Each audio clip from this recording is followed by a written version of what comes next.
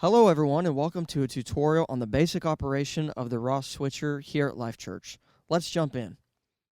So as we look at the switcher, everything is strategically laid out from left to right, service start to service end.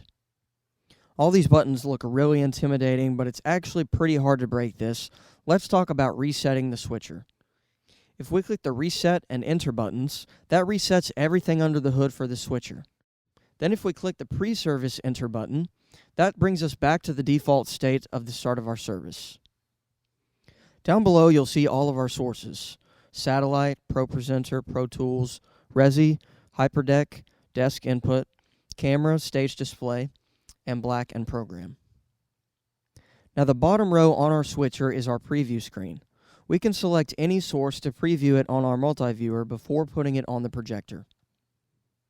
The second row is the program row. Anything on the program row is what's on our projector. Now, it's not good practice to just click on something on the program row. We want to use our T-bar to transition between preview and program. So right now you can see if we flip the T-bar, Pro Tools now goes to program. If we flip the T-bar back, ProPresenter goes back to program. Now that we understand about sources, let's talk about our projector layers. We have our side projectors, our scenic projector, and our center projector.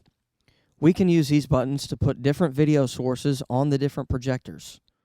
Let's put something on our center projector. I'm going to select the center projector button. I'll select Resi, and I'll transition the T-bar. Now we can see that Resi is on our center screen. Now let's talk about something a little bit more difficult. If we hold the Shift and Program button in our preview layer, we can make the transition to tie our center screen to the side screens. Now anything that we do on the side screens will affect the center screen.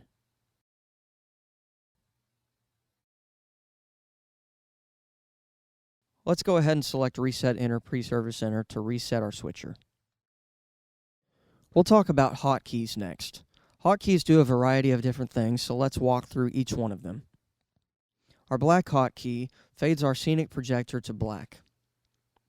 Our Pro Tools hotkey puts Pro Tools up on the scenic screen. Now our Stage Time hotkey does a couple of things.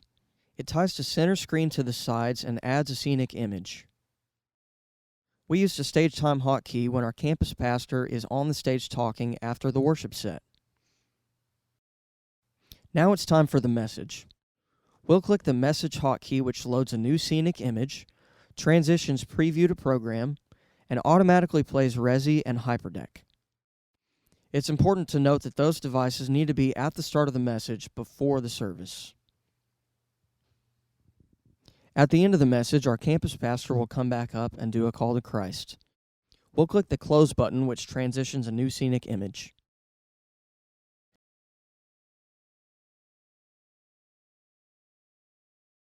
Now if we keep going a little further down the line, we'll see our Switch hotkey.